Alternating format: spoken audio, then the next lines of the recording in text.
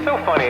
After all this time and after hearing so much about it, hearing you talk about it, I still don't have a strong grasp on what ADHD is. How varied is it from person to person? Well, yeah, I mean, every neurodivergence is a spectrum, right? Okay. I mean, I'm sure that you've talked to somebody else who has OCD and they have a different kind of OCD. Sure, yeah. Like you have what, the obsessive one? Yeah, I have the one where you don't do a lot of like rituals and stuff like that. Yeah, that's like the compulsive. Yeah, that's the compulsive one, yeah.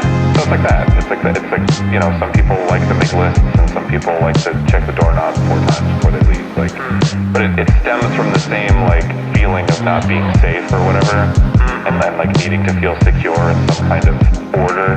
The relaxation that comes with feeling certainty.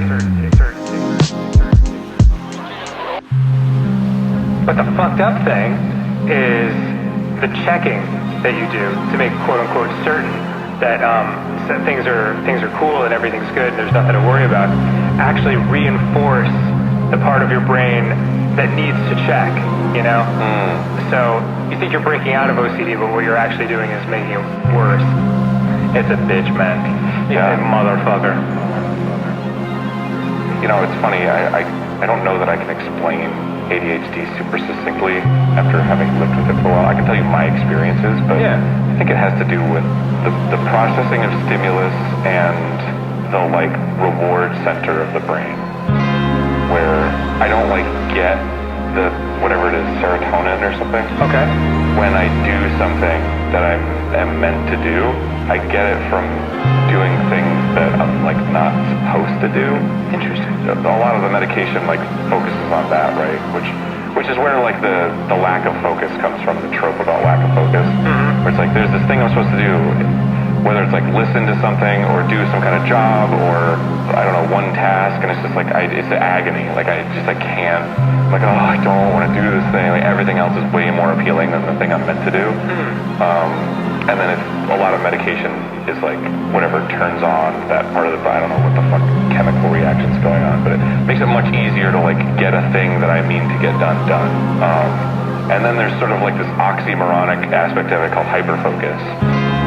Once I get like super into something, then it's like I'm locked completely in. That makes total sense. And I've seen you do that a couple times. Yeah, and then I just like, I get irritated if somebody tries to pull me away from it because then it's like difficult to sort of like lock back in, you know?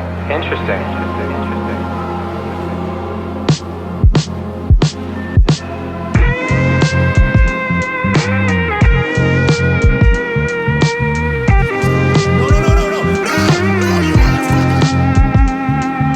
There's also, I think there's like a hyperfixation aspect to ADHD, which I certainly have some of. I just like get into things. But then the stimulus aspect of it, where like a lot of people, and I kind of get this, it's sort of easier to focus when there's like a ton of stimulus to like tune out. Like a lot of people like quiet and stuff, but like quiet makes my brain get loud. Yeah, like try to find things around, like a little sound or something will like set me off, and I'll look over somewhere or whatever. But if there's just like kind of this dull, constant stimulus, then it's a little easier to focus in some way. And I think that's true for most people. There's like the coffee shop effect, where coffee shops provide like a decibel level of sound that goes into your head, and that like allows your brain to like tune it out, which somehow makes it easier to focus on things. But that's like raised a substantial amount with an ADHD brain.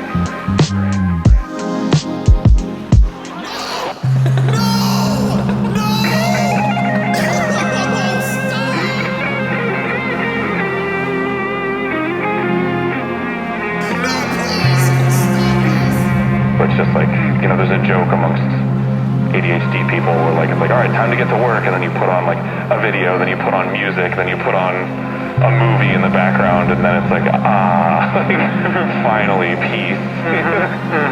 So there's that aspect of it, and I come in and out of that. Sometimes I do like the quiet, but other times I'm sort of like, I just need something on in the background. So would you say a game like this is good for you, or Yes, games like this, well, I don't know if it's good, but it like feeds into it at least, right? There's Like the fact that there's like so many little things to be like, oh, now I gotta do this, okay, now I gotta do this, alright, let me check this real quick, let me do this. That very much is like a female into male plug for my ADHD. Yeah, it fits perfectly. I don't know how to put it exactly, but it does seem like you're at a certain level of attention when you play this that it's not with every game. There's a noticeable outside quality that you get while playing this game. I don't know, it's interesting to watch.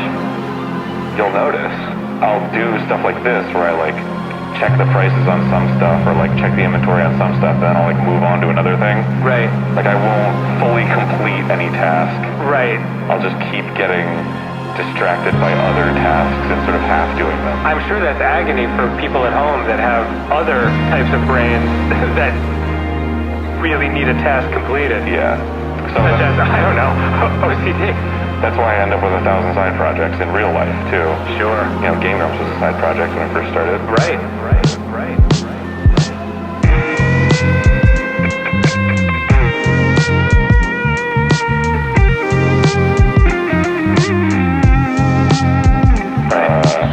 And, now it's like I'm writing on a show. I have voiceover. I have RPGs. I have this lady wants beer. Yep.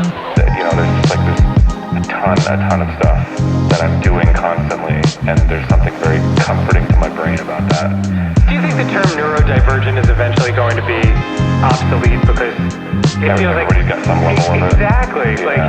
Like what's the point of having a word for if there's no such thing as quote unquote normal to balance it against?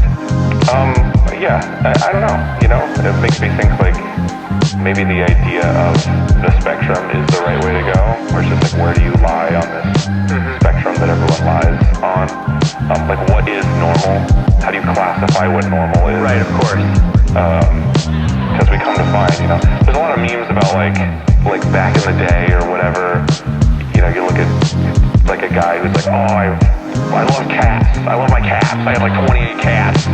And it's like people find these old pictures of these old oligarchs or whatever, and it's like, oh, he was just autistic. Like he loved cats. That was his thing. That was his hyperfixation. He loved his cats. But to the 1800s, it was just like, oh, it's just a quirky king, Yeah, of course. Well, I mean, that's the thing. There was no OCD. 50 years ago, you were just a warrior. Yeah. And that dude who stayed on Mount St. Helens while it was exploding, he was just like, I'm going to stay here with my cats. Oh, yeah. There you go. Yeah. I mean, that film got annihilated, but still. But he certainly stood for something. Oh, dude, did you drop something?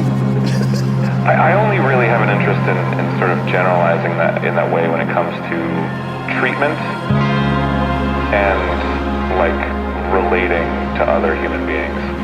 Because at the end of the day, it's like a person is so unique. You know what I mean? Like, it's just like you can't just be like, oh, I have ADHD and therefore now you know me.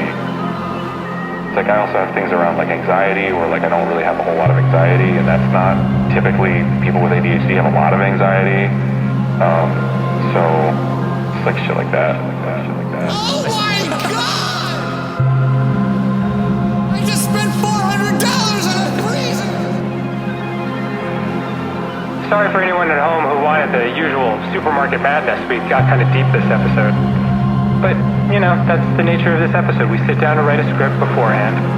And we just like the Power Hour's been for the last 7 or 8 years. Yeah, we just decided that today we would have one of those very special episodes where we get real serious.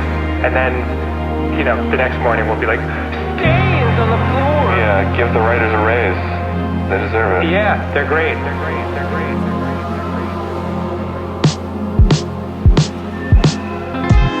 Give it up for the writers, everyone. Yeah. Grumps writers. Let's give it a shout out. Let's put their names on the screen right now. Yep. Thank you to Steve. Thank you to Harris.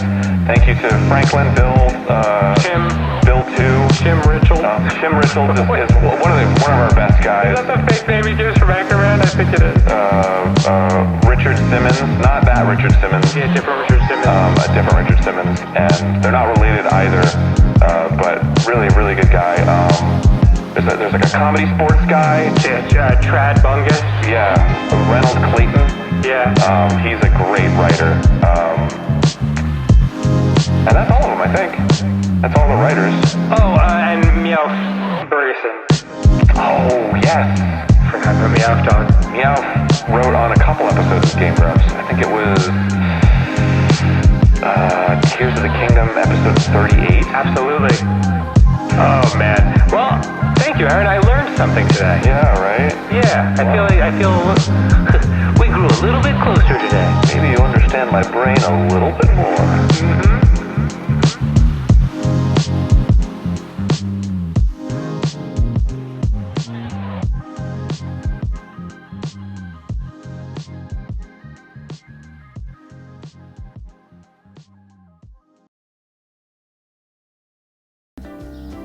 All right, bye.